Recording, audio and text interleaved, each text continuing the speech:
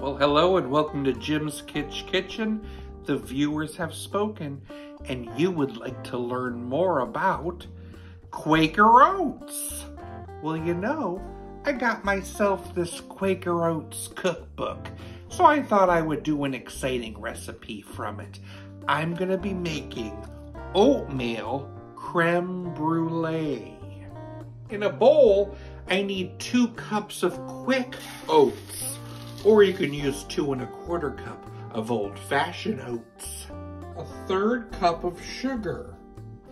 Combine that together. In another bowl, I need 3 1/3 cups of milk. 2 eggs. 2 teaspoons of vanilla. Let's mix that together. Let's combine those 2 and mix well.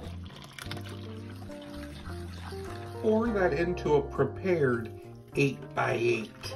We will be baking it at 350 for 40 to 45 minutes. Quaker Oats got its start in 1877 in Ravenna, Ohio.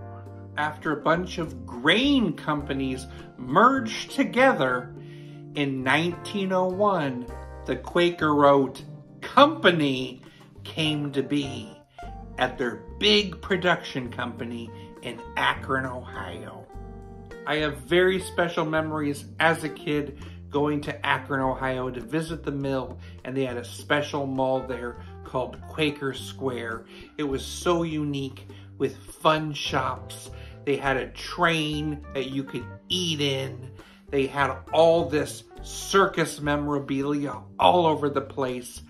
And you could smell the oatmeal cookies wafting through, and you got to sample some too. So Quaker Oats actually had no connection to the Quaker religion, but they really loved the idea of a Quaker type figure. And that figure was all about good quality and honest value. So this character here, a lot of people think this is William Penn. It is not. It's actually not at all a historical figure of any kind. He does have a name though. He's known as Larry. Quaker Oats introduced trial-sized portions of oatmeal, and they placed them in every mailbox in Portland, Oregon. Quaker Oats was like the first to put a prize in every container of oats. That was very surprising. And they were like the first to put recipes on their packaging. Look, underneath here, there's their cookies. In the 60s, Quaker invented instant oats. And Quaker helped finance my favorite movie, Willy Wonka and the Chocolate Factory.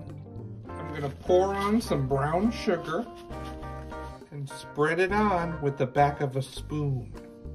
I'm gonna put it back in the oven and allow the sugar to melt about 2 to 3 minutes. Then they encourage you to broil it for 2 minutes.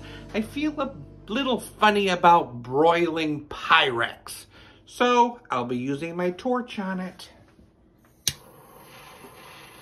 Now you just spoon that into a bowl.